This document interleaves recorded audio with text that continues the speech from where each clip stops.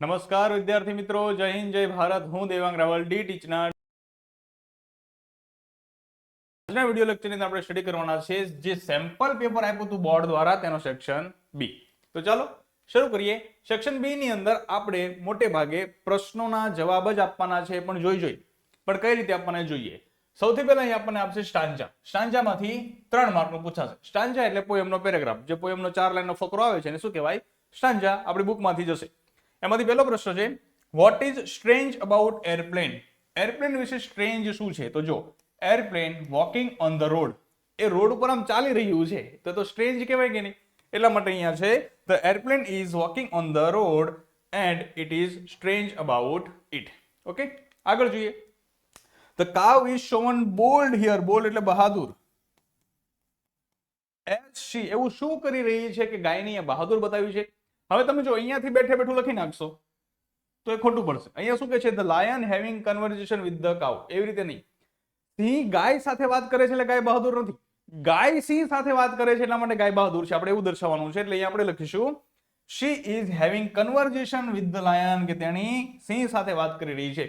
પણ અહીંયા જે ડોટ ડોટ ડોટ આપ્યા છે એટલે સીધે સીધું લખી ન નાખતા, આખું વાક્ય છે તે પૂરું કરજો, અડધો માર્ક મળશે નહીં. આગળ જોઈએ. Describe the sun. તો જો a one-eyed sun, એક આંખ વાળો સૂર્ય, on the black tree with patch of cloud over it. આ સૂર્યનું ડિસ્ક્રિપ્શન છે, લખી નાખો. The one-eyed sun is on the black tree with a patch of cloud over it. Clear? આગળ જોઈએ. હવે આપ્યું છે રીડ ધ પેરેગ્રાફ. 5 માર્કની અંદર પૂછાય છે, જે આપણા બ્લેક બકની અંદરથી હોય છે. તો પહેલા તો જોઈએ એને અને ત્યારબાદ એના પ્રશ્નોના જવાબ આપીએ. Makhan Singh was still hesitating but પાર્વતીબાઈ asked them to sit. Makhan Singh જે શું કરતા હતા? અચકાતા હતા. હેઝિટેટ થવું એટલે અચકાવવું. પરંતુ પાર્વતીબાઈ એમને બેસવા માટે કહ્યું. She ordered the servant to serve hot food. અને તેમણે તેમના નોકરોને ઓર્ડર આપ્યો કે અમને ગરમ ગરમ ખાવાનું આપો. While they were eating, જ્યારે તેઓ જમી રહ્યા હતા, she personally took care of each one. તેણે દરેકનું પર્સનલી છે ધ્યાન રાખ્યું. When they finished their supper, supper એટલે છેલ્લું ભોજન, રાત્રિનું જે છેલ્લું ભોજન છે, ગુજરાતીમાં કહેવાય વાળું, એને ઇંગ્લિશમાં કહેવાય સપર. જ્યારે એને પૂરું કર્યું, she brought the thali of full valuables. તે મૂલ્યોથી ભરેલી થાળી લઈને આવી. She placed it in front of the dacoit chief. dacoit એટલે ડાકુ, ચીફ એટલે મુખ્યો. એને ડાકુના મુખ્યાની સામે મૂકી. મતલબ આ મક્ખનસિંહ કોણ હતા ભાઈ? ડાકુના મુખ્ય હતા. એની સામે મૂકી. Then પછી she told him, તેણીએ તેને કહ્યું. શું કહ્યું? Brother, this is all that I have. ભાઈ, આ છે કે જે મારી પાસે છે. But I have kept back only one piece for myself. પણ આમાંથી એક વસ્તુ મેં મારી માટે રાખી છે. She showed her mangalsutra on her neck and said. અને પછી તેણીએ પોતાનું મંગળસૂત્ર ગળામાં બતાવ્યું અને કહ્યું. શું કહ્યું? It is a sacred એટલે પવિત્ર, symbol એટલે પ્રતીક. It is sacred symbol that wear for the long life of my husband.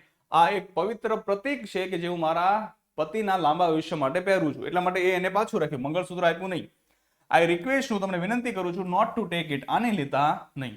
The dacoit chief could not control himself. આ પોતાની જાત ઉપર કંટ્રોલ ન કરી શક્યો. With emotion in his voice, પોતાના લાગણી ભર્યા અવાજમાં એને શું કીધું? Of course, હા, I will not take it. હું એને લઈશ નહીં. We have eaten your salt. અમે તમારું નમક ખાધું છે. You have called me brother. તમે મને ભાઈ કહીને બોલાયો છે. And given me a brother's welcome. અને એક ભાઈને જેવું સ્વાગત આપવાનું હોય એવું સ્વાગત તમે અમને આપ્યું છે, એટલે હું લઈશ નહીં. હવે એના આધારે પ્રશ્નો છે. Write 2 sentences about the hospitality of Parvatibai. Hospitality એટલે આતિથ્ય, સત્કાર, ટૂંકમાં આગતા સ્વાગતા. મહેમાન આવે કે આવો આવો આવો, બેસો, જમશો, શું જમશો, બસ આ એને કહેવાય હોસ્પિટાલિટી. તો અહીંયા આવશે જવાબમાં, પાર્વતીબાઈ order her servant to serve hot food and the dacoits, and while they eating, she personally took care of each of them. ત્યારબાદનો પ્રશ્ન છે, what is she addressed Makhan Singh. હવે અહીંયા એડ્રેસ નો મતલબ થશે સંબોધન. શું થશે? સંબોધન. એડ્રેસ એટલે સરનામું થાય, પણ અહીંયા એડ્રેસ નો મતલબ થશે સંબોધન. તો પાર્વતીબાઈએ શું સંબોધન કર્યું? તો અહીંયા કીધું છે ને, જો બ્રધર, ભાઈ કહીને. તો અહીંયા આન્સર તરીકે લખશું, she addressed Makhansingh as brother. Why is mangalsutra one? Mangalsutra શું કામ પહેરવામાં આવે છે? તો કોઈ પણ પરિણીત સ્ત્રી છે પોતાના પતિના લાંબા આયુષ્ય માટે મંગલસૂત્ર પહેરતી હોય છે, બસ એ જ લખવાનું છે. Mangalsutra is worn for the long life of the husband. આગળ જોઈએ, how did Makhansingh react in the end? તો રિએક્ટ ઇન ધ એન્ડ, જો ભાઈ લાગણીમાં આવી ગયા હતા ને, તો એ જ લખવાનું છે. In the end Makhansingh become emotional and decide not to take anything as she had called him a brother. અંતે મક્ખનસિંહ લાગણીમાં આવી ગયા અને એને કીધું કે હવે આને આ ભાઈ તરીકે સંબોધન કર્યું છે, આપણે અહીંયાથી કહી લેશું નહીં, કારણ કે ડાકુ હતો, ચોરી જાય બધું.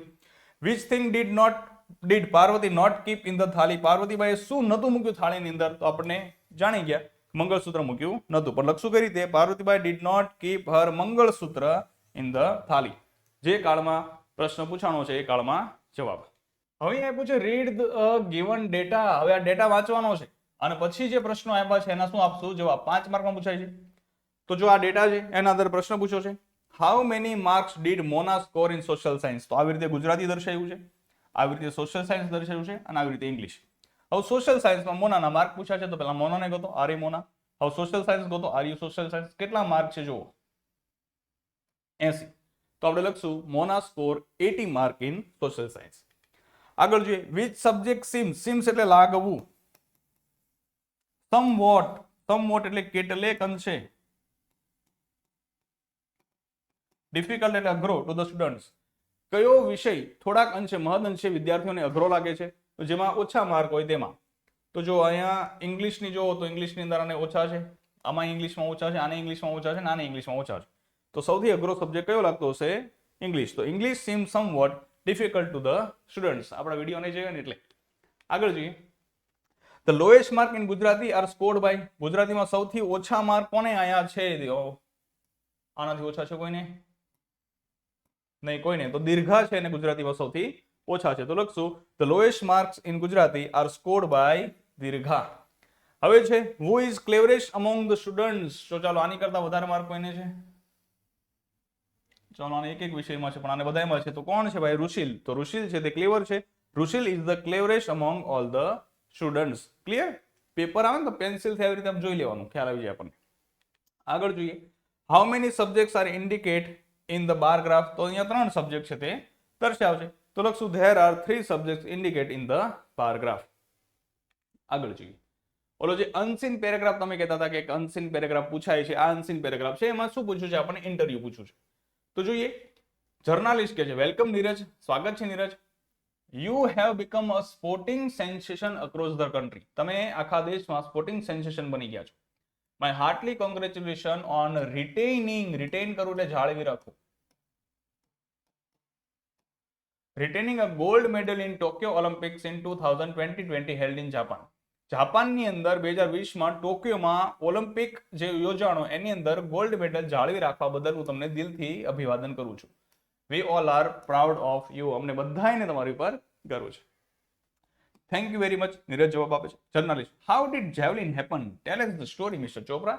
કે જાવલિન બન્યું કઈ રીતે? એમ તમે ક્યારે વિચાર્યું કે તમે બરછી ફેંકશો? આની એક વાર્તા કયો, અમને કહાની કયો. તો નીરજ કહે છે God decided it for me. ભગવાને મારી માટે આ નક્કી કર્યું છે. I used to play different games on the ground in my village, Khandra. મારા ગામનું ખાંદ્રા છે એના ગ્રાઉન્ડની અંદર હું અલગ અલગ રમતો રમવા માટે ટેવાયેલો હતો. And so senior throwing javelin in the air. અને જોયું કે મારા સિનિયર છે, મારી કરતા મોટા ખેલાડીઓ છે, તે જાવલિનને બરછીને હવાની અંદર ફેંકી રહ્યા છે. I joined him. મેં એમને જોઈન્ટ કર્યું. I did not even know what javelin was. મને એ પણ નથી ખબર કે જાવલિન છે શું. જાવલિન એટલે બરછી ફેંક છે શું. It started just like that. અને બસ એવી રીતે શરૂ થઈ ગયું. And now I am here in front of you. અને હવે હું તમારી સમક્ષ છું. જર્નલિસ્ટ કહે છે whom do you want to dedicate this medal? Dedicate એટલે સમર્પિત કરવું. તમે આ મેડલને કોને સમર્પિત કરવા માંગો છો? ટુ મિલ્ખા સિંહ. મિલ્ખા સિંહને.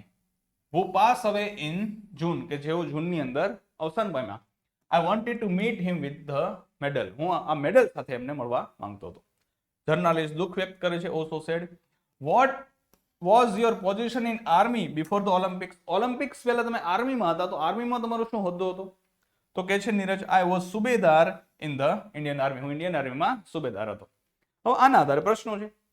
Vote is Neeraj achievement in the Olympics તો આપણને બધાને ખબર છે Neeraj achievement in Olympics is that he has retained a gold medal in Tokyo Olympics in 2020 held in Japan. તો અહીંયા છે રિટેનિંગ અને અહીંયા આપણે કર્યું છે ઈડી લગાડ્યું છે. કેમ? કારણ કે જે કાળમાં પ્રશ્ન પૂછાય એ કાળમાં આપણે જવાબ આપીશું. આગળ જોઈએ. Where were Olympics held in 2020? તો Olympics were held in Tokyo in Japan in 2020. How did Neeraj get interested in javelin? નીરજે કઈ રીતે જાવલિનમાં રસ આવ્યો? તો જો અહીંયા એના ગામના સિનિયર્સ રમતા હતા અને એને જોઈન કર્યું. તો બસ એ જ લખશું. Neeraj used to play different games on the ground in his village and saw seniors throwing javelin in the air. He joined them. In this way he got interested in javelin. આગળ જોઈએ. Whom did Neeraj dedicate his medal? તો કોને dedicate કરવાનો છે? Milkha સિંઘને. Neeraj dedicated his medal to Milkha Singh. Clear? I hope you understand very well. Thank you.